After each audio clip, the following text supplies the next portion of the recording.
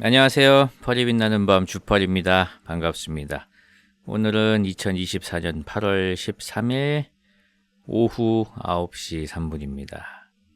여러분이 가장 좋아하시는 펄이 빛나는 밤 코너 중 하나죠. 공포 특집 사연 읽기 시간이 돌아왔습니다. 오늘도 무서운 이야기들 들으시면서 한번 지려보시길 바라겠습니다. 자, 첫 번째 사연부터 읽겠습니다. 안녕하세요, 펄디. 제 사연은 공포라고 하기보다는 기묘한 이야기쯤 되는 이야기입니다. 고등학교 3학년 시절, 저는 어느 아파트 1층에서 엘리베이터를 기다리고 있었습니다. 양쪽에 소화전을 둔 좁은 공간, 천장 조명은 꺼져 있었고 공동 현관을 통해 들어오는 햇살 덕분에 은은함과 음침함을 동시에 풍기는 아파트 1층 엘리베이터 앞. 층수를 날리는 빨간 숫자를 지루하게 올려보던 중 등 뒤로 인기척이 느껴졌습니다. 슬쩍 확인을 하니 갓난아기를 아는 아주머니 한 분이 다가오고 계셨고 마침 도착한 엘리베이터에 그분과 함께 올랐습니다. 문을 가운데에 두고 전형적인 엘리베이터 2인 탑승 포메이션으로 서 있는 상황. 그나마 밝아진 곳으로 들어오니 어둑한 복도에서는 확인할 수 없었던 아기의 얼굴이 보였습니다. 저를 빤히 바라보는 모습이 너무도 귀여워서 속으로 우쭈쭈쭈쭈 우룰룰룰룰루 하며 계속 쳐다보게 되었습니다. 그러다 보니 아기를 안고 있는 아주머니의 얼굴 또한 자연스럽게 시야에 들어왔는데 너무도 뽀얗고 귀여운 아기와 달리 아주머니는 어딘가 창백하고 공허한 얼굴을 한 마치 드라마 더 글로리에 나온 동은이 엄마와 같은 인상이었습니다. 그렇게 몇 초가 지났을까 아주머니께서 천천히 고개를 돌려 저를 쳐다보셨습니다. 이미 위험한 인상임을 감지했기에 눈은 마주치지 못한 채 주변시로 시선이 느껴지는 상황.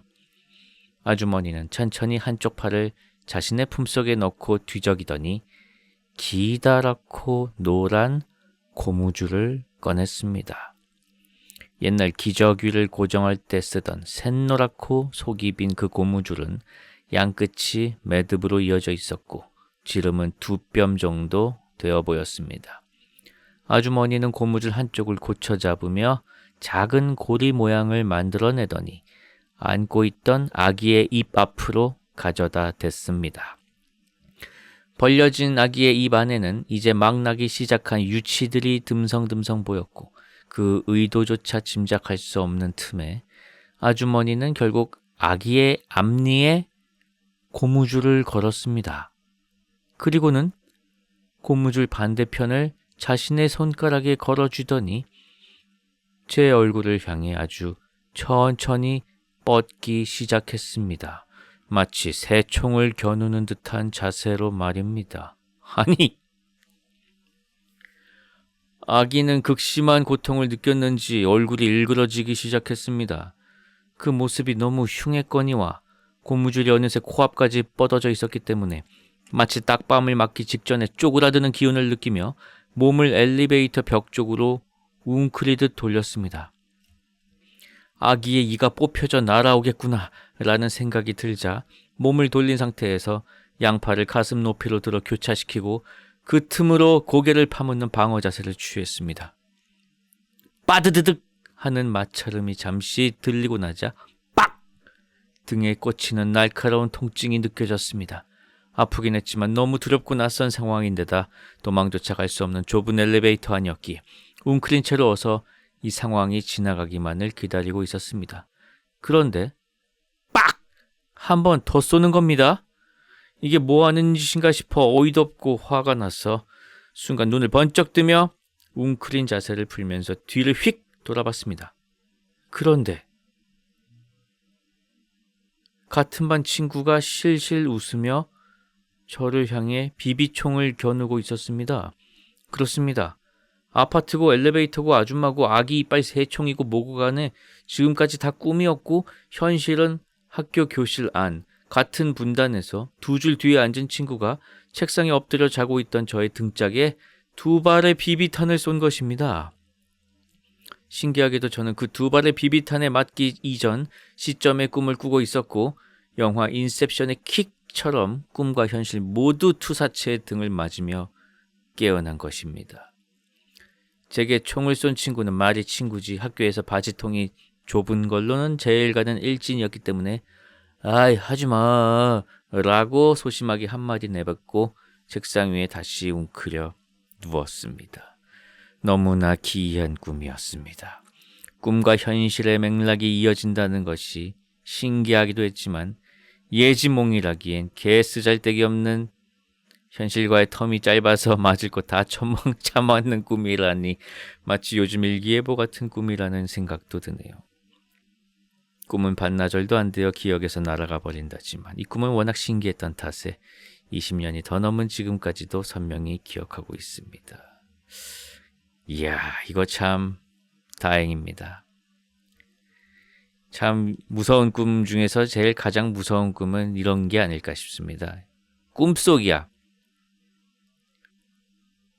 오줌이 마려워. 꿈속이야. 나는 꿈인 걸 몰라. 화장실에 들어가 꿈속에서 바지를 내립니다. 아이 살겠네. 후 하면서 방출. 이게 킥이야. 그러면은 뭔가 이제 뜨뜻해져. 현실이 자꾸 손짓을 해. 일로 넘어오라고. 뜨뜻해지면서 이제 저는 성인이 돼서도 몇 번 그런 적이 있답니다. 별로 알고 싶진 않으시죠? 엄청 피곤하면 그럴 수도 있어요. 자, 신청곡은 박진영의 엘리베이터입니다. 박진영의 엘리베이터였습니다. 이 노래 예전에 TV에서 종종 보곤 했었는데 실제 이 노래가 발매됐을 때 말이죠. 그때 아마 좀 논란이 있었습니다. 외설적이다 이런 논란이 있어서 뭐 경고를 먹었는지 뭐 하여튼 뭐가 안 됐었을 거예요. 그게 기억이 나네요. 아무튼 지금 보면 아무것도 아닌 것 같은데 옛날엔 그런 시절이 있었더랍니다. 자, 다음 사연 읽어드리겠습니다. 안녕하세요. 최근에 있었던 찜찜한 일 하나 풀어보고자 합니다. 몇 주 전 앞이 보이지 않을 정도의 폭우가 쏟아지던 날이었습니다. 퇴근을 하기 위해 버스를 기다리고 있었고 마침 기다리던 버스가 와서 비를 피해 서둘러 버스를 탔습니다. 버스의 자리는 거의 없었고 물이 뚝뚝 떨어지는 우산 때문에 모두 조심조심 자리에 앉기 시작했습니다. 이야기하고자 하는 내용은 그날 뒷문 버스 카드를 찍는 바로 뒷자리에 앉은 지극히 정상적으로 보이는 여성분의 기이한 행동입니다. 두 자리씩 좌우에 의자가 있는 구조의 버스에서 그분은 창문에 앉은 채 본인의 가방을 가지런히 통로 빈자리에 둔 상태로 창밖을 바라보고 있었습니다. 버스 카드를 찍는 바로 뒷자리는 꿀자리이기 때문에 앉고 싶었지만 우산이 많이 젖어 있고 10정거장 정도면 내리기 때문에 그냥 그 옆에 서 있었습니다. 그렇게 버스는 출발했고 두세 정거장 정도가 지나 사람이 많이 탑승하는 정류장에 도착했습니다. 사람들이 가득가득 탑승하기 시작했고 그 여성분의 옆자리를 제외한 모든 자리에 사람들이 앉았습니다. 그때 나이가 매우 많은 할아버지께서 그 여성분에게 자리에 앉아야 하니 가방을 치워달라고 하셨습니다. 그런데 못 들은 건지 창밖을 바라본 채 가방을 치우지 않았어요. 할아버지께서는 버스가 울릴 정도로 큰 소리로 가방을 치워달라고 하셨지만 꿈쩍도 하지 않았습니다. 무선 이어폰에 노이즈 캔슬링을 뚫을 정도의 큰 소리에도 꿈쩍하지 않아 뭐지 싶었던 찰나 건너편에 앉은 아주머니께서 보다 못해 그 여성분의 어깨를 톡톡 건드리며 가방을 치워달라고 하셨습니다. 그 여성분은 아주머니를 한번 바라보고 다시 창문을 보며 가방을 치우지 않았습니다. 순간 버스에 있는 모든 사람은 그 여성분을 쳐다봤고 분위기는 급격히 얼어붙었습니다. 결국 그 아주머니께서 할아버지께 자리를 양보하시고 버스는 출발하였습니다. 참 이상했습니다. 그 여성분은 휴대폰을 보기도 하고 창가를 보기도 하고 휴대폰을 통해 본인의 외모를 점검하는 행동을 하면서 아무렇지 않은 듯 두 자리를 차지하고 있었습니다. 저 역시 그분을 쳐다보다가 무슨 생각을 하고 있나 궁금해졌습니다. 그러다 문득 가방에 폭탄이 들어있나? 칼이 들어있는 건 아닌가? 그런 망상으로 이어져 점점 불안했습니다. 조금 지난 일이지만 근무지가 정자역이라 서현역의 칼부림 사건, 오리역에서의 칼부림 예고 사건은 저에게 큰 충격이었거든요. 순간 대출받아 산 집과 아내와 두 아이가 떠올랐고 아직 집이 많이 남았지만 하남자처럼 버스를 내려야겠다고 생각했습니다. 폭우만 아니면 걸어갈 만한 거리였지만 버스를 갈아타기로 마음먹고 버스 하차벨을 눌렀고 가자미 눈으로 그 여성분을 보려고 했지만 시선에 닿진 않았습니다.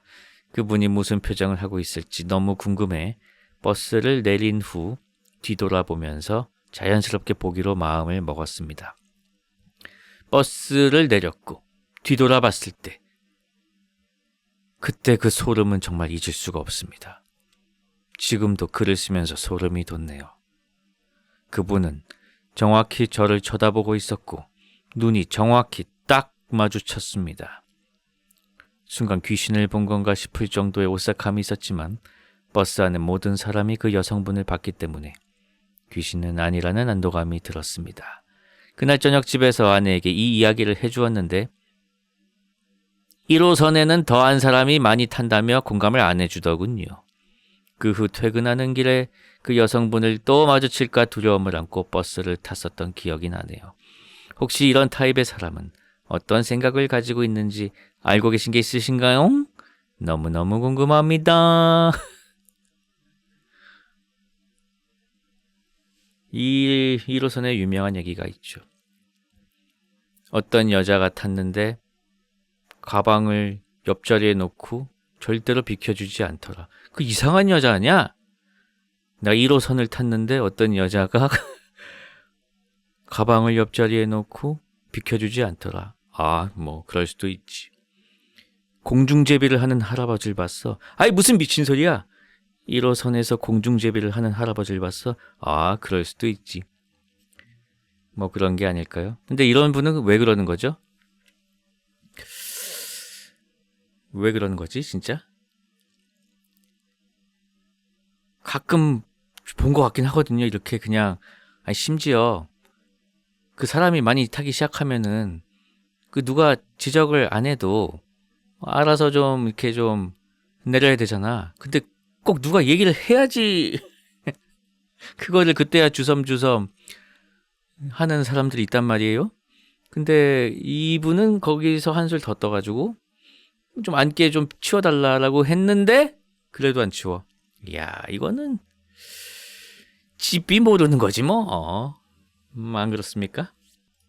자자의 버스 안에서였습니다. 아주 채팅창 반응이 뜨겁군요. 들어오자마자 90년대 나이트, 주펄 나이트에 오신 걸 환영합니다. 너무 이상벽이야.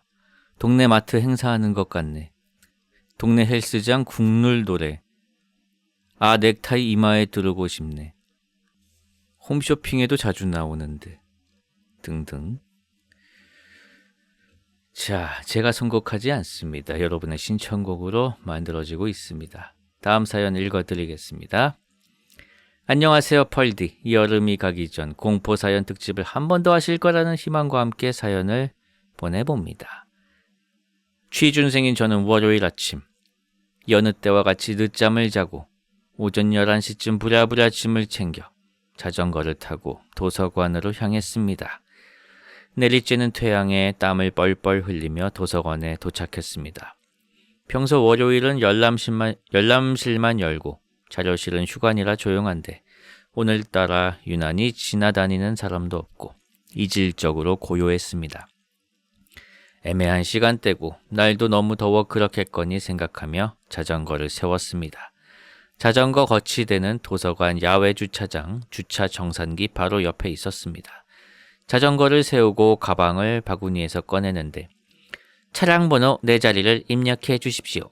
주차 정상기 안내 목소리가 정적을 깨고 들려왔습니다. 고개를 들어 주위를 보았지만 아무도 없었습니다. 사람이 근처에 있어도 안내 메시지가 나오는구나 라고 대수롭지 않게 여기며 자전거 자물쇠를 채우려는데 정산 요금은 3,200원입니다. 라는 소리가 들려오더군요. 역시나 아무도 없었습니다. 요즘은 뭐 기본적으로 정산 요금도 안 나가나? 3,200원이 기본 요금인가? 좀 비싸네.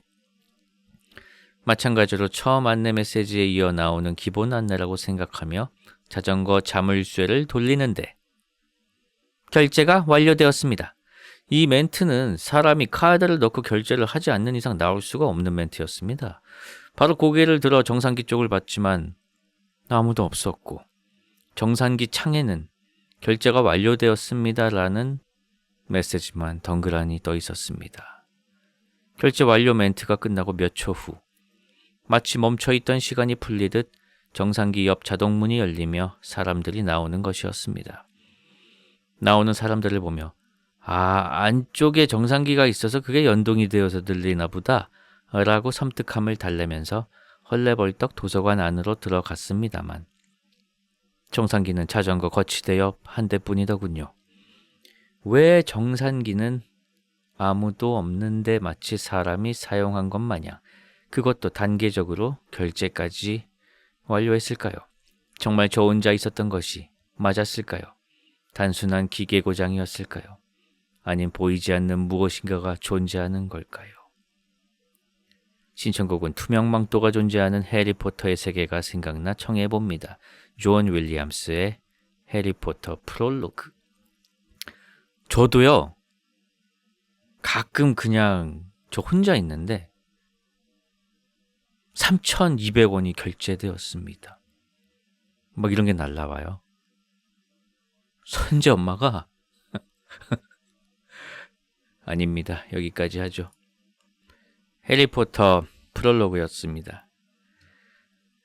제가 전 세계에서 가장 사랑받는 어떤 시리즈 중에서 안 본 게 2개가 있습니다. 하나는 원피스고요. 하나는 해리포터입니다. 해리포터 단 한 편도 아직 안 봄. 책도 안 보고 영화도 안 봄. 그냥 안경 낀 남자에 남아서 빗자루 타던 거밖에 모름. 이거 재밌습니까?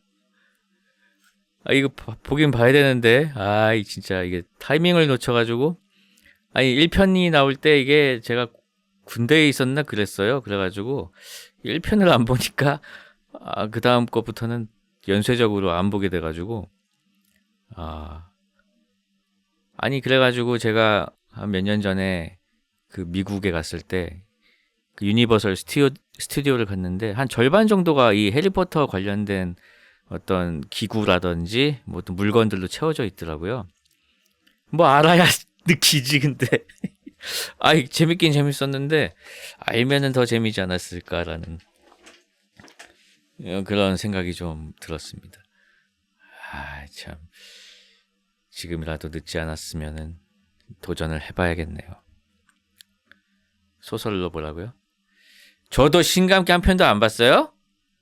뭐 그럴 수도 있죠. 해리포터 언젠간 한번 꼭 도전해 보겠습니다. 자, 다음 사연 읽어드리겠습니다.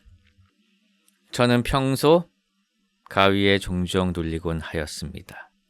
하지만 몸은 자는데 정신만 깨어 있을 때 겪는 과학적인 현상이 가위라는 걸 안 뒤로 가위에 눌려도 꺼져 한마디로 금세 풀어버리곤 했습니다. 그렇게 가위를 극복했던 저에게 극복해야 할 공포가 한 가지 더 있습니다. 바로 지은 지 수십 년 된 아파트의 복도를 지나 집으로 들어가는 그 순간이 저에겐 매우 무섭고 고통스러운 시간이었습니다. 센서 등도 고장나서 엘리베이터에서 내리면 그 불빛이 사라지기 전에 집까지 달려갔습니다. 그리고 누군가 들어올까 후다닥 문을 닫고 안도를 하곤 하였죠. 그러고 나면 쫄보 같은 제 모습에 현타가 왔습니다. 그치만 저도 처음부터 이런 겁쟁이는 아니었어요. 이 이야기는 2008년 눈이 내리던 어느 겨울밤 겪은 실화입니다. 부모님과 떨어져 할머니와 살던 저는 방학 되면 매일 밤을 새기 일쑤였습니다. 그날도 평소와 똑같이 침대에 누워 OCN을 시청 중이었는데 복도를 걸어 다니는 구두 소리가 들렸습니다. 그때 시간이 밤 12시였고 발소리는 그저 일상생활 속 소리였기에 전혀 신경 쓰지 않았습니다.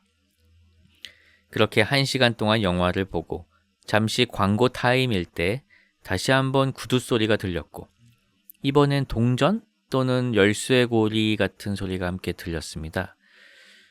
저는 이때부터 몸도 정신도 깨어있는 상태에서 가위에 눌리게 됩니다.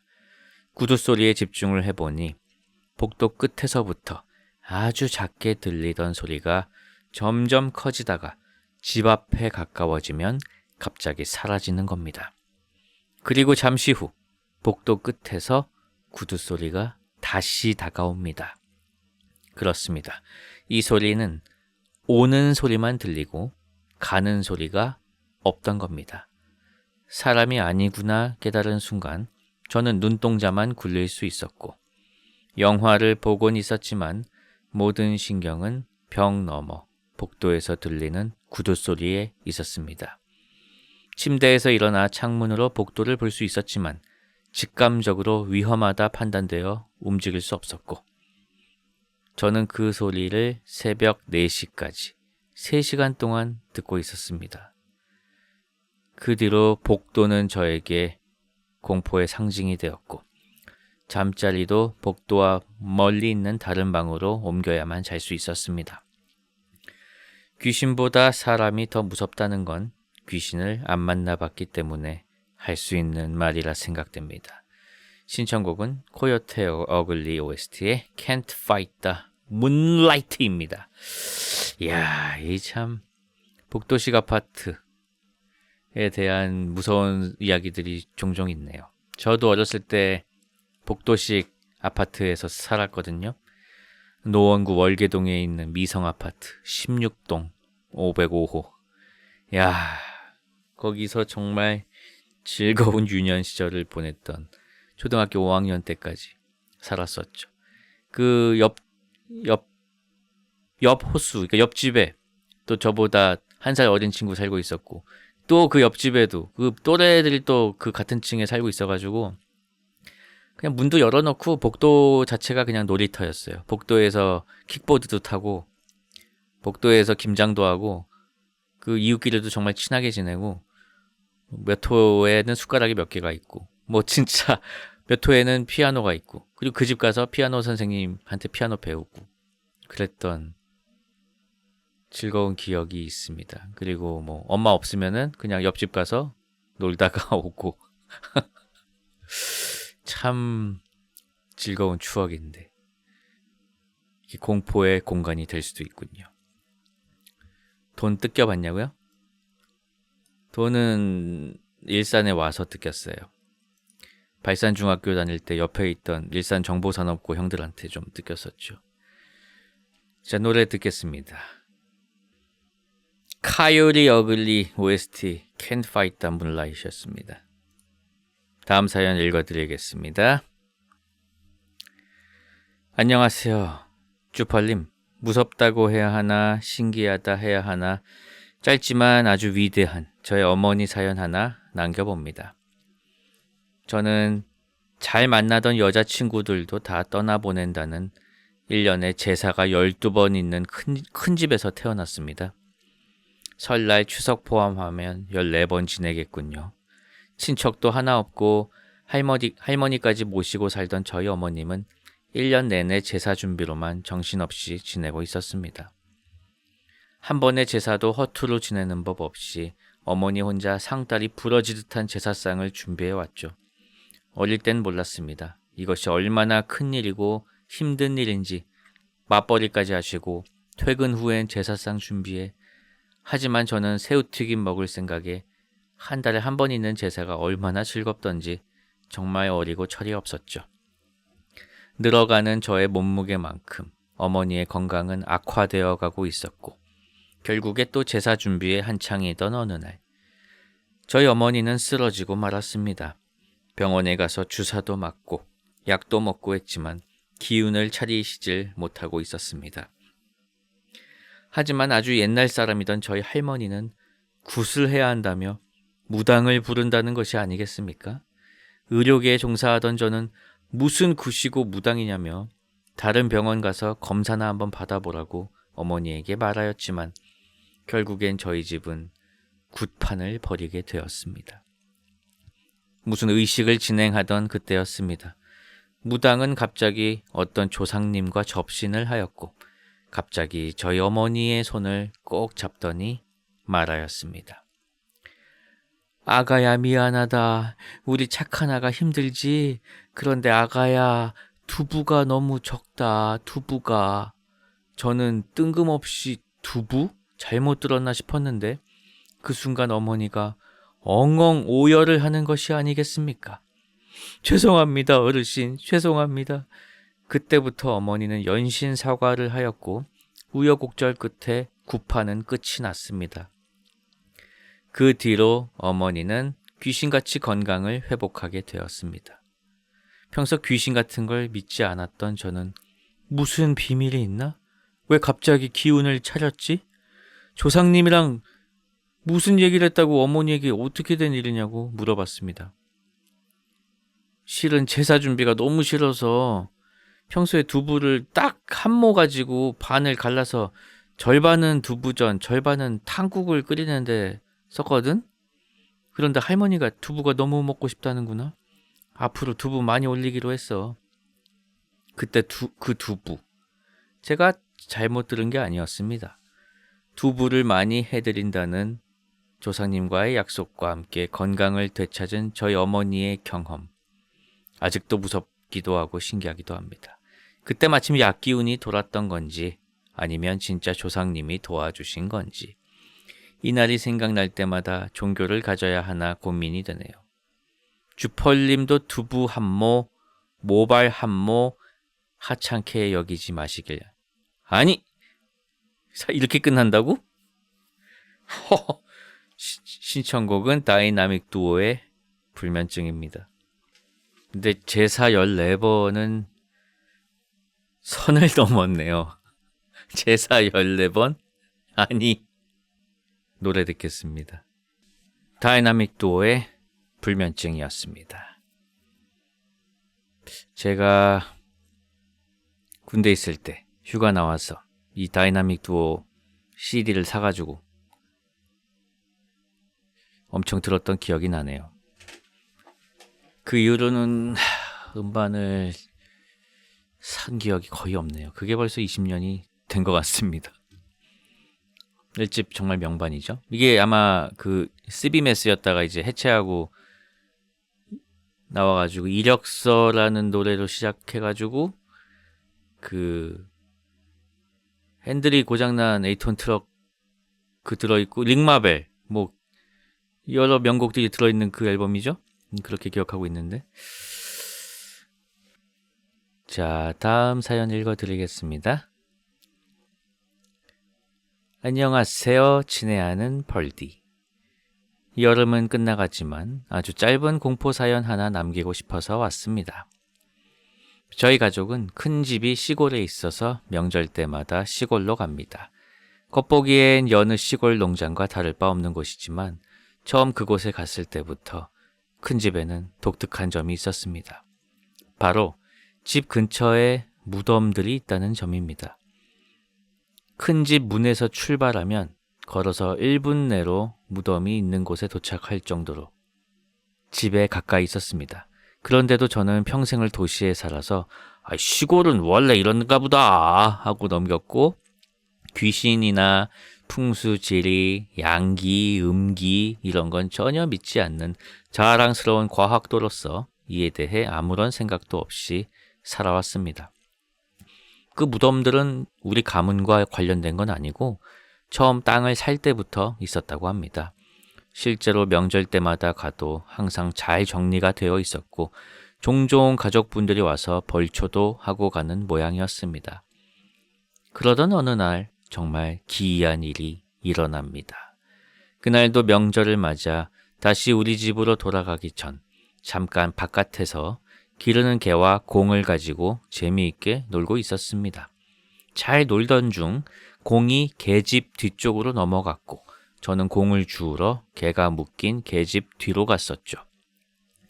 약간 경사진 비탈을 내려와 공을 주워가는데 돌 무더기 사이에 이상한 돌이 눈에 띄었습니다. 뭐랄까, 돌이라고 하기엔 너무 반들반들했었죠. 가까이 다가가서 본 저는 그만 화들짝 놀라고 말았습니다. 그건 턱뼈였습니다. 정확히는 아래턱이었고 턱 관절에서부터 송곳니 전까지의 부분이었죠. 상태는 깨끗했지만 나머지 부위는 주변에서 보이지 않았습니다.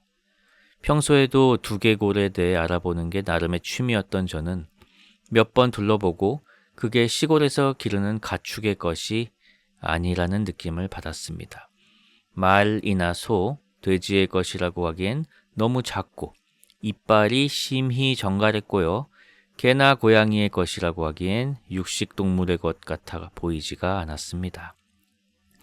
더군다나 큰 집 주변에는 전부 밭이나 과수원만 있지 어떠한 가축을 기르는 곳도 없었기에 더욱이 동물의 뼈가 아니라는 걸 확신했죠. 본능적으로 사람의 것이란 걸 알게 되자 어떤 귀신을 본 것보다도 빠르게 소름이 쫙 돋았습니다. 그때 마침 아버지께서 슬슬 출발하자고 하셔서 저는 공만 주워서 바로 올라갔습니다.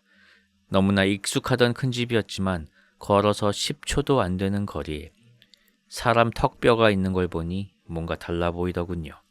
집에 가는 동안 저는 몇 가지 가설을 세워봤습니다. 그 결과 아주 오래전 누군가가 사람을 묻어놓았던 것이 길고 긴 시간이 지나 이제야 땅 위로 드러난 것이라거나 원래 무덤이 있는 자리인데 잊혀졌다가 집을 지으면서 거기 묻혀있던 뼈가 나오게 된 게 아닐까 싶었습니다. 그렇게 생각하니 그 뼈의 주인이 안쓰럽게 느껴졌습니다. 바로 옆에 있는 무덤들은 후손들이 지금까지도 정성껏 벌초하고 제사를 지내주는데 바로 옆에 묻힌 자신은 그 누구도 찾아오지 않고 모두에게 잊혀졌다는 말이니까요. 영화 코코의 세계관이라면 그 뼈의 주인은 지금쯤 저승에서도 사라졌을 거란 생각이 듭니다. 주펄님이 눈물을 흘리셨다는 그 장면처럼 말이죠.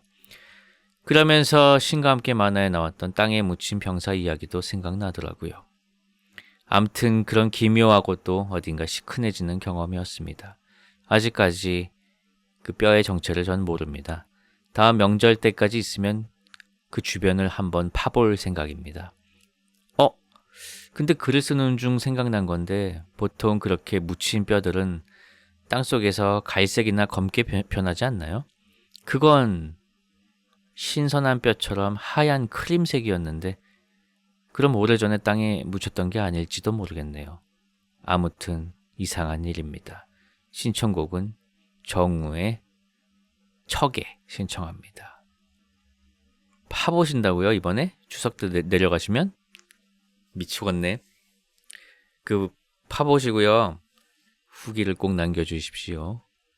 평소에 두개골을 관찰하는 게 취미시라고요? 아니, 공포야 이게. 파본다는 생각을 하는 것도 공포고 평소에 두개골을 관찰한다는 것도 공포잖아요. 공포의 신청곡 정우의 척에 듣겠습니다. 정우의 척에였습니다. 아직까지는 저의 어떤 뒷목을 오싹하게 한 사연이 없었습니다. 평소에 이제 공포 사연을 읽다 보면은 한 2-3개 정도 쭈뼛하게 읽으면서도 이제 쭈뼛하게 되는 사연이 있었는데 오늘은 아직 없었다는 거. 자, 이제 다음 사연 읽어드리겠습니다. 군대 사연이 한 2개 정도 있는 것 같습니다. 머리털은 없어도 쭈뼛해지는 건 느낄 수 있다는 점. 자, 2000년대 초 강원도에서 군 복무할 때의 일입니다. 한국전쟁 당시 부대 위치에서 많은 전투가 있었는데 그 때문인지 부대에 귀신이 출몰한다는 얘기를 자주 들었습니다. 군 입대 전부터 학교 선배들에게 군대 귀신 얘기를 지겹게 들었던 터라 그냥 괴담 정도로만 생각했습니다. 사람들이 많이 모이는 곳이면 늘 그렇듯 이런 이야기들이 많잖아요. 시간이 흘러 일병 말이 됐을 때쯤 운 좋게 예초기병으로 선발되어 부대와 부대 주변의 잡초를 제거하게 되었습니다. 잘하면 휴가도 준다고 하니 뜨거운 여름날 땀을 뻘뻘 흘리며 피부가 갈색 런닝과 색이 같아질 정도로 열심히 예초기를 돌렸습니다. 그러다 잠깐 쉬는데 뭔가 이상함을 느꼈습니다. 제가 앉아있는 자리가 다른 부대원들보다 좀 높은 겁니다. 그래서 멀찍이 떨어져서 보니 제가 앉아있던 자리가 흙 무더기로 보이는 것이 솟아 있었고 주변으로 몇 개가 더 있는 겁니다. 잠시 생각을 하던 저는 순간 소름이 돋으며 온몸에 닭살이 돋았습니다. 저 흙무더기들이 혹시 봉분인가 하는 생각이 들더군요. 풀들이 많이 자라 몰랐는데 자세히 보니 봉분 같았습니다. 그날 선임들과 간부들에게 그것에 대해 물으니 역시나 봉분이 맞다고 하더군요. 원래 부대가 생길 때부터 있었고 찾는 사람이 없어서 부대에서 최소한의 관리를 하고 있었던 것이었죠. 숙연한 마음이 들었지만 왠지 무섭기도 했습니다. 그리고 얼마 뒤 봉분 주변에 있는 2층 초소로 야간 근무를 나갔습니다. 그 초소는 주변에 나무가 많고 바람이 많이 불어 유독 밤에 으스스했습니다. 초소 옆에는 정비고가 있었는데 그 사이에 작은 숲이 있어 정비고는 보이지 않지만 그곳에서 나는 소리는 또렷하게 들을 수 있었습니다. 그날도 같이 나간 병장은 늘 그렇듯 기이한 자세로 서서 자고 있었고 저는 당직 사관이 순찰을 돌거나 근무 교대 인원이 오는지 확인하고 있었습니다. 그때 정비고에서 공구함이 열리는 소리가 났습니다. 끼익덩. 녹슨 고철과 고철이 마찰을 일으키며 내는 소리가 제 귀를 찔렀습니다. 순간 온몸에 털이 곤두섰습니다.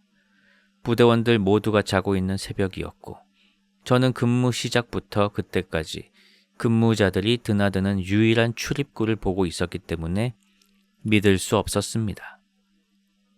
분명 아무도 개미 새끼 한 마리도 나오는 것을 보지 못했는데 극한의 공포가 온몸을 굳게 만들어 움직일 수가 없었습니다.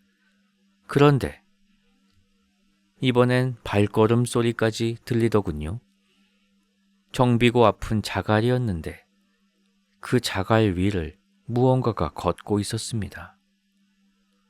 굳은 채로 있던 저는 간신히 몸을 움직여 자고 있는 병장에게 다가갔습니다. 만약 병장이 일어났는데 저 소리가 안 난다면, 그냥 넘어갔는데 귀신이 아니라 거수자라면 별별 생각이 다 들더군요. 아무래도 거수자보다는 병장한테 깨지는 게 차라리 낫겠다 싶어 병장을 깨웠습니다. 아무개 병장님! 아무개 병장님! 병장은 짜증 섞인 목소리로 교대냐? 라고 말하며 일어났습니다. 저는 자초지종을 설명했고 병장은 역시나 아니면 각오해 라고 하더군요. 병장과 저는 정비고 쪽으로 귀를 기울였습니다. 그때 제 머릿속에는 아까의 두려움도 잊은 채 제발 들려라, 제발 들려라 하고 빌고 있었습니다. 저의 간절함이 통한 것일까요? 끼덩 소리가 들렸고 병장은 눈이 동그래져서 씨바 뭐냐? 라고 하더군요. 한참을 아무 말 없이 있던 병장이 저에게 가보자고 하길래 어쩔 수 없이 따라가다 이건 아니다 싶어 병장을 설득했고 초소로 돌아와 지휘 통제실에 무전을 했습니다. 얼마 뒤 당직사관이 나오는 것이 보였습니다. 병장과 저는 조마조마하며 그것을 지켜봤습니다. 혹시 무슨 일이 생기면 어떡하나 하고 말이죠.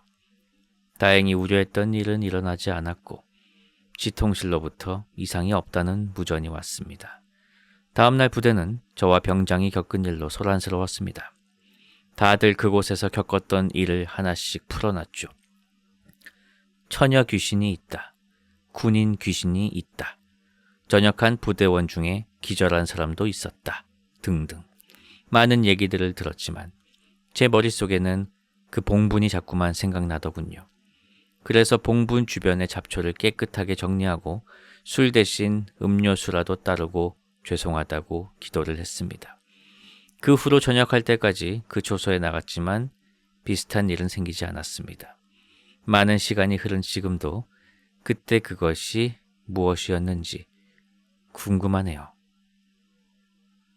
라는 사연이었습니다. 신청곡은 스팅의 Fields of Gold입니다. 처녀 귀신은 아닌 것 같습니다. 공구통을 열진 않지 않을까요? 처녀 귀신이? 아닌가? 내가 너무 또 옛날 사람처럼 생각했나? 자, 스팅의 Fields of Gold 듣겠습니다. 스팅의 Fields of Gold였습니다. 자, 다음 군대 사연 갑니다잉. 안녕하세요, 펄디. 얼마 전 괴담 사연들을 듣고 너무 재미있어서 사연 남겨봅니다. 제 사연은 아니고요. 5년 전 유격 훈련장에서 후임에게 들었던 경험담입니다. 후임은 입대 전 아는 형이 운영하는 피자 가게에서 배달 일을 했었다고 합니다. 비가 많이 오는 날 밤에 배달을 마치고 집에 가려는데 그 형이 마지막 배달 하나만 해달라고 부탁을 했답니다. 그런데 그곳은 외진 곳에 위치한 데다가 아직 분양을 받고 있던 아파트였던지라 사람이 많이 없었다고 합니다. 게다가 가장 높은 15층까지 올라가야 했기에 겁이 많았던 후임은 배달을 나가기가 꺼려졌다고 합니다. 하지만 보너스를 주겠다는 형의 말에 거절하지 못하고 그 단지로 향했습니다. 별다른 일 없이 비를 뚫고 무사히 15층까지 피자를 배달한 후임은 다시 내려가기 위해 엘리베이터에 올라탔습니다. 그런데 엘리베이터 계기판의 모든 버튼이 다 눌려있는 채였다고 합니다. 겁에 질린 후임은 엘리베이터 버튼들을 다시 눌러보았습니다. 다행히도 사소한 오류였는지 버튼들에 들어왔던 불은 다시 꺼졌습니다. 5층을 제외하고요. 5층 버튼은 무슨 수를 써도 꺼지지가 않았다고 합니다. 후임은 이걸 타야 하나 말아야 하나 한참 고민했지만 15층에서 1층까지 걸어 내려가는 건 더 무서운 일이었기 때문에 그냥 5층에 한번 멈춰 서기로 합니다. 마침내 도착한 5층. 불길한 소리를 내며 엘리베이터 문이 열렸습니다. 후임은 한쪽 손은 엘리베이터 닫힘 버튼에 두고 다른 한 손으로는 비상시에 자신을 보호하기 위해 피자 보온 박스를 들고 비장한 각오로 열리는 문을 마주했다고 합니다. 다행이라고 해야 하나, 더 무섭다고 해야 하나, 5층 복도에는 아무도 없었고 센서 등도 꺼져 있었습니다. 안도하며 엘리베이터 문을 닫으려는 찰나 후임의 시야에 무언가가 보였습니다. 엘리베이터를 기다리는 복도 옆으로 아파트 각 세대로 이어지는 긴 복도가 있었고 그 끝에는 비상구가 있었는데 엘리베이터를 탄 상태에서 그 비상구의 일부가 보였다고 합니다. 그리고 그 비상구에 사람 같은 형상의 무언가가 있었다고 합니다. 이상한 것은 비가 오는 밤이었음에도 불구하고 저 사람이 흰색 원피스와 흰색 모자를 쓰고 이쪽을 바라보고 있다는 것을 느낄 수 있었다는 겁니다. 눈으로 색을 본 것이 아니라 직감적으로 저건 무조건 흰색이야 라고 느껴졌다고 후임은 말했습니다. 더 기괴한 것은 비상구의 센서 등이 전혀 켜지지 않았다는 것입니다. 비상구의 센서 등은 비상 전력을 투입해서라도 켜져 있도록 유지시키는 것으로 알고 있습니다. 그렇다는 건 저 사람은 미동도 하지 않은 채 이곳을 할 일 없이 바라보고 있었다는 의미. 생각이 거기에 미치자 후임은 벌벌 떨면서 닫힌 버튼을 맹렬하게 눌렀습니다. 저 비상구에 있는 사람이 나에게 달려들지 않을까? 달려들면 어떻게 해야 하나? 별 생각을 다 하면서도 도저히 시선이 다른 곳으로 옮겨지지 않았다고 합니다. 다행히도 문이 완전히 닫힐 때까지 비상구의 센서 등은 켜지지 않았고 후임은 다리에 힘이 풀려 1층에 도착할 때까지 주저앉아 버렸습니다. 무사히 오토바이가 있는 곳까지 도착한 후임은 아직도 덜덜 떨리는 손으로 담배에 불을 붙였습니다. 담배를 한 모금 빨아들이니 그제야 용기가 조금 생겼죠. 후임은 방금 내가 본 게 도대체 뭐였을까 생각하면서 방금까지 있었던 아파트의 비상구 5층을 바라보고 있었습니다. 그런데 그때 그 비상구 5층에 불이 들어오더니 매우 빠른 속도로 4층에, 그 다음 3층에 연속적으로 불이 켜지기 시작했습니다. 사람이 뛰어내려온다고 해도 말이 안 되는 속도로 혼비백산한 후임은 피자 보온 박스도 집어던지고 눈물 콧물 질질 짜가면서 겨우 오토바이에 시동을 걸고 뒤도 안 보고 도망 나왔다고 합니다. 그 다음 날은 몸져 누워서 피자 보온 박스는 사장님이 대신 가지러 왔다는 후일담이 있었습니다. 아이씨, 몰입해서 읽고 있는데 채팅창에 콜라 안 줬나? 진짜. 그 사람이 정말 그 자리에 있었다면 왜 확정키를 낼 수 있는 5층 엘리베이터를 급습하지 않고 힘든 여정을 선택한 걸까요? 왜 애매한 5층을 본거지로 선택한 걸까요? 저는 이 썰의 당사자가 아니라서 궁금한 것이 굉장히 많고 진위 여부도 잘은 모릅니다만 이 썰을 풀 때 후임 표정이 너무 리얼해서 아직도 잊을 수가 없습니다. 라는 사연이었습니다. 뛸만하네라고 지금 콜라 왜 안 주십니까? 저기요 피클이요. 무서운 사연이었습니다. 신청곡은 인피니트의 마주보며 서있어 입니다. 사연을 하나 더 읽고 몰아서 틀어드리겠습니다. 추석에 가족들끼리 다 같이 모여 술 한잔 하면서 귀신 혹은 무서운 이야기를 하는 집이 있다? 그게 바로 저희 집입니다. 엄마가 얘기하는 도중 펄떡이도 얘 애기 때 귀신 봤잖아. 내가 얼마나 무서웠는데 애 들고 집에서 뛰쳐나오고 라고 하시는 겁니다. 아니 제가 귀신을 보다니요. 제 기억에는 없지만 엄마가 고스란히 기억하고 있는 귀신 이야기를 해볼까 합니다. 제가 5살 때 허름한 주택집에서 엄마와 둘이서 좌식상을 펼쳐 앉아 점심을 먹고 있었는데 그때 제가 대뜸 저 할아버지도 배고프대. 엄마 밥 줘. 라고 하더랍니다. 엄마가 당황스러워서 무슨 할아버지? 라고 하셨고 저는 맨날 배고픈 할아버지 라고 하더랍니다. 엄마는 무서웠지만 제가 더 겁을 먹을까봐 달래듯 그 할아버지 지금 어디 있는데? 라고 하셨고 저는 엄마 옆에 하고 엄마 옆으로 가서 팔 다리를 모으고 앉아 입을 벌리는 신용을 하며 이렇게 라고 했대요. 엄마가 너무 무서워서 급 일어나며 그 할아버지 어떻게 생겼어? 라고 하셔서 볼이 헬쓱해진 걸 표현하려고 볼을 두 손으로 꾹 누르며 이렇게 생긴 할아버지 라고 했대요. 생각보다 구체적인 대답에 엄마가 밥 나가서 먹자고 절 데리고 나갔더랍니다. 엄마는 귀신을 믿는 분이셔서 지인 무당분을 집에 부르셨고 그 무당분이 말하시길 위험한 귀신은 아니다. 아주 오래전부터 여기에 있는 귀신이며 해댈 게 없으니 그냥 살아라 라고 하셨대요. 그리고 며칠 동안은 엄마가 그 할아버지 지금 어딨어? 라고 몇 번 물어보셨는데 그때마다 좌식상을 펼치던 그 옆자리를 가리키며 여기! 이라고 했고 엄마는 그때마다 가슴이 철렁했다고 썰을 풀어주셨습니다. 몇 개월 뒤 이사를 간 후 잘 생각해보니 그때 엄마가 별로 좋아하지도 않으신 전 튀김처럼 기름진 음식이 땡겨 엄청 먹었다고. 그래서 엄마가 아빠한테 나 원래 음식 땡겨 하는 사람 아닌데 기름진 음식이 왜 이렇게 땡겨? 나 임신한 거 아니야? 라며 농담을 주고받았더랍니다. 지금 생각해보면 배고픈 귀신이 집에 있어서 내가 기름진 게 계속 먹고 싶었던 게 아닐까? 라고 하셨지요. 정말 어린 사람은 귀신을 보는 것일까요? 제 기억엔 아무것도 남아있지 않아서 더 신기하네요.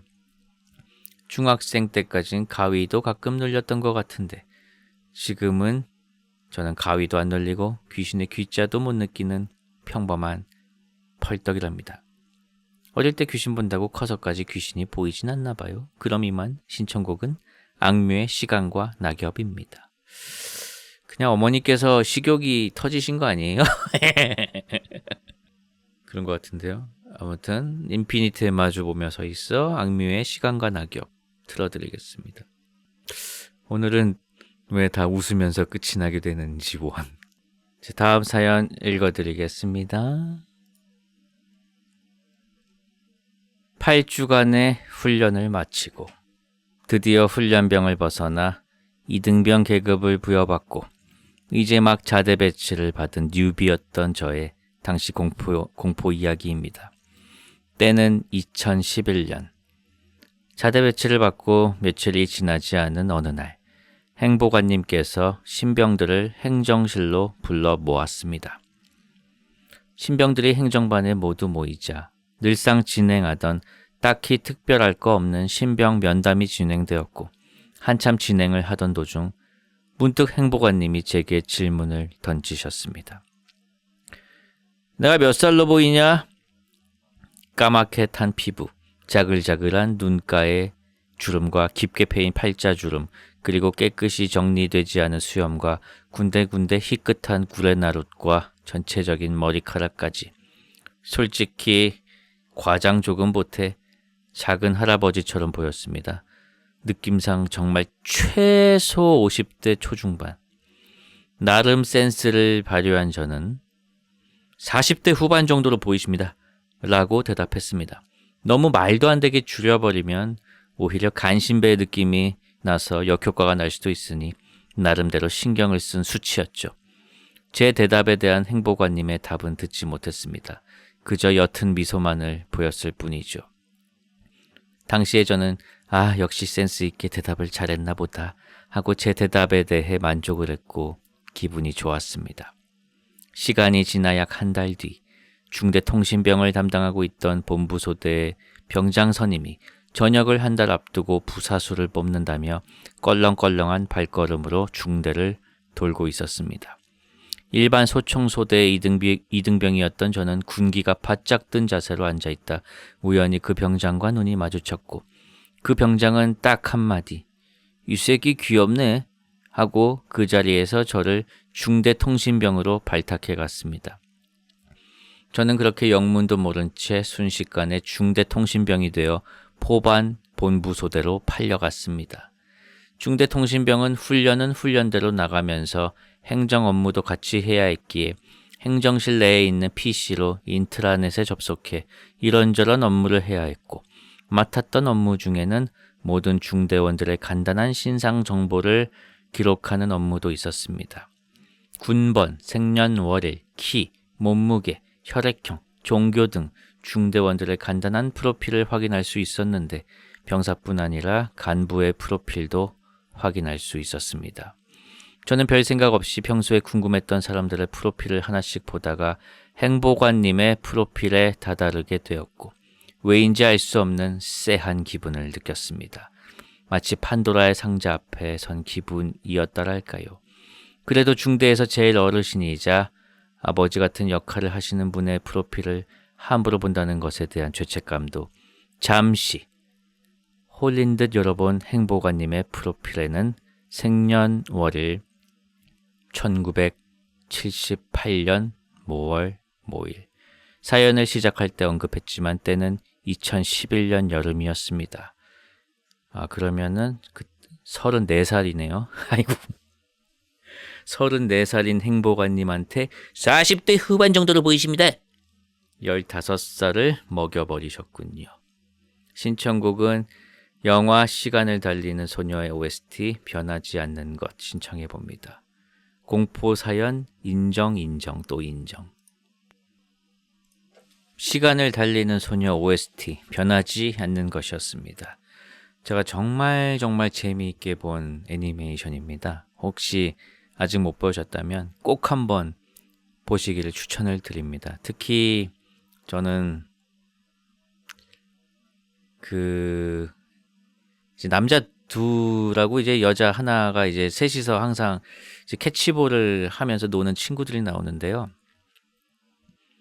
그 중에서 이제 한 친구가 이제 어떤 일이 생겨가지고요. 나중에 이제 말투가 좀 변하는데요.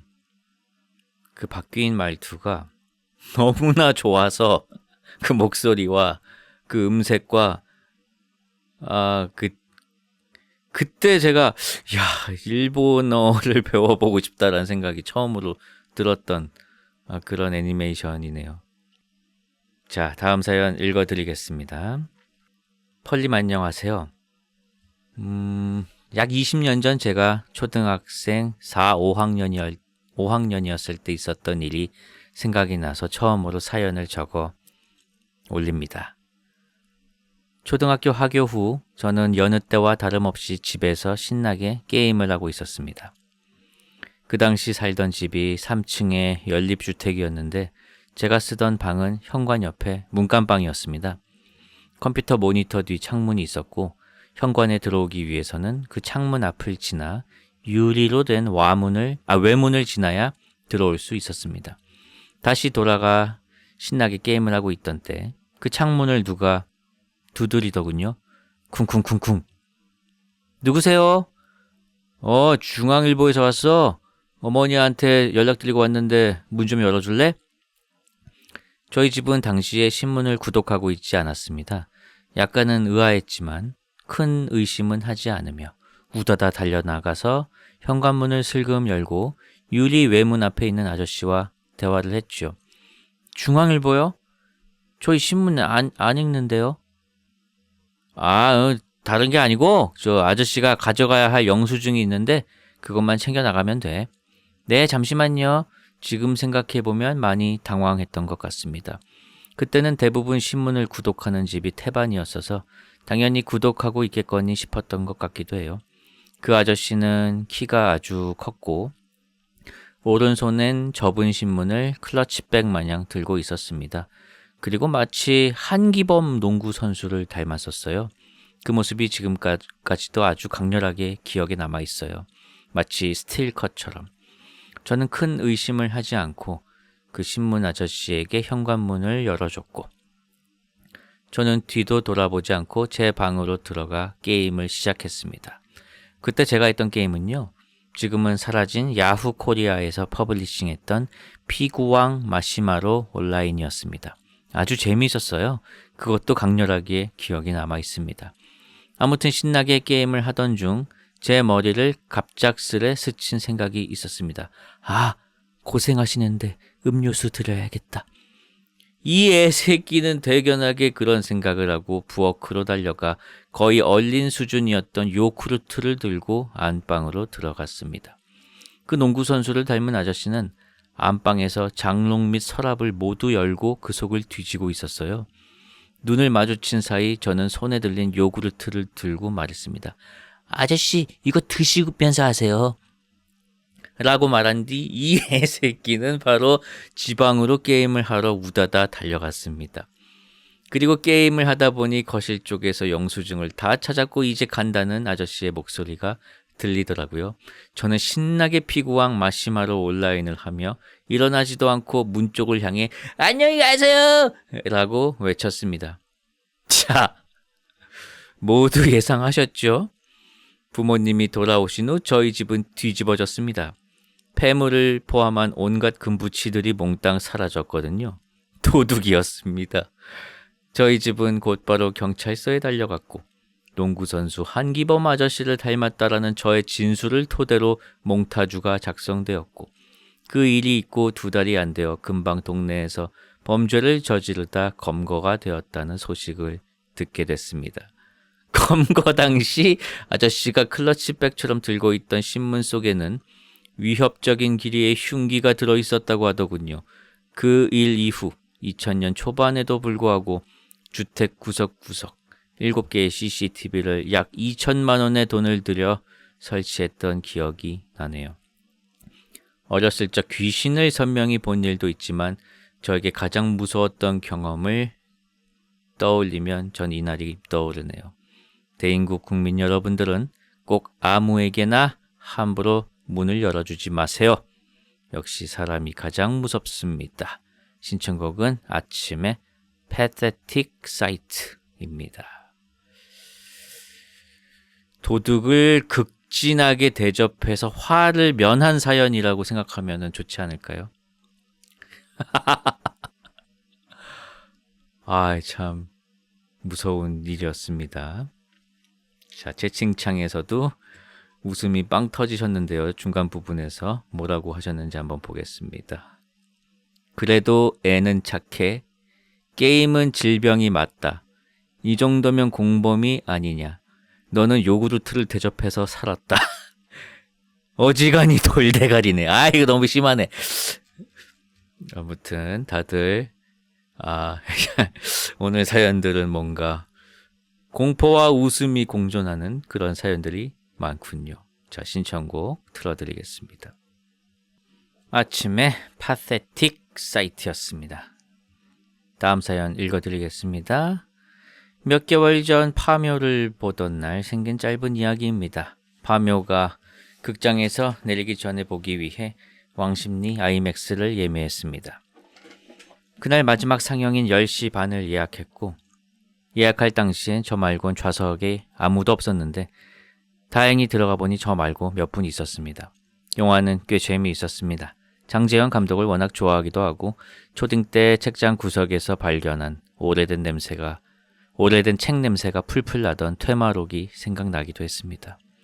왕십리 CGV는 비트플렉스라고 하는 민자 역사의 입점에 있는데 매표소는 5층이지만 나오면 4층 푸드코트가 나오는 구조입니다. 12시 반쯤 사람들과 함께 4층에 불 꺼진 푸드코트로 나왔지만 저는 포토카드를 안 뽑은 게 생각이 나서 다시 5층으로 가려고 했습니다. 5층으로 올라가는 길은 닫혀 있어 정지된 에스컬레이터를 걸어서 불 꺼진 셔터가 닫힌 상점들과 이마트를 지나 2층으로 돌아와서 다시 엘리베이터를 잡았습니다. 엘리베이터를 기다리던 그때 누군가 제 뒤에 섰습니다. 헐렁한 흰색 후드 집업에 검은색 백팩을 메고 모자와 헤드폰을 썼던 것으로 기억합니다. CGV도 닫고 건물 내 모든 상점들이 닫은 걸 내려오면서 봤는데 어디 가나 싶어 먼저 5층을 누르고 구석으로 물러섰습니다. 그런데 층을 누르지 않았습니다. 엘리베이터는 곧 문을 닫고 천천히 5층으로 이동하고 문을 열었습니다. CGV 로비는 직원들이 모두 퇴근했는지 불이 모두 꺼져 있었고 키오스크와 오락기만 번쩍거렸습니다. 헤드폰을 낀 사람이 먼저 내렸고 저는 슬슬 소름이 돋아 끼고 있던 이어폰을 주변음 허용으로 바꾸고 키오스크에서 포토카드를 인수하려 예약 번호를 누르기 시작했습니다. 번호를 누르면서 키오스크에 비친 모습으로 그 사람이 무얼 하나 확인했습니다. 헤드폰을 쓰고 캡을 푹 눌러 쓴 그 사람은 로비 정중앙에서 저를 보다 주변을 둘러보다를 반복했습니다. 3분가량 걸리는 포토카드 출력이 얼마나 무섭던지요. 폰을 보는 척했지만 사실 키오스크에 비친 그 사람의 행동을 계속 확인했습니다. 철컥! 가며 포토카드가 나왔고 저는 천천히 엘리베이터로 갔습니다. 다행히 엘리베이터는 5층에 그대로 있었고 버튼을 누르자마자 바로 열렸습니다. 엘리베이터에 타고 버튼을 누르려 뒤도는 그 짧은 순간 동안 얼마나 등 뒤에 신경을 곤두세웠는지 모르겠습니다.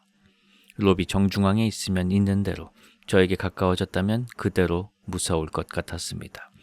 버튼을 누르고 앞을 보니 그 사람은 로비 정중앙에 그대로 있었습니다. 문이 닫히며 본 마지막 장면은 가방에서 무언가를 꺼내려 뒤적거리면서 저와 마주친 눈입니다. 문이 닫히기 직전 시선을 거두고 어디론가 가더군요.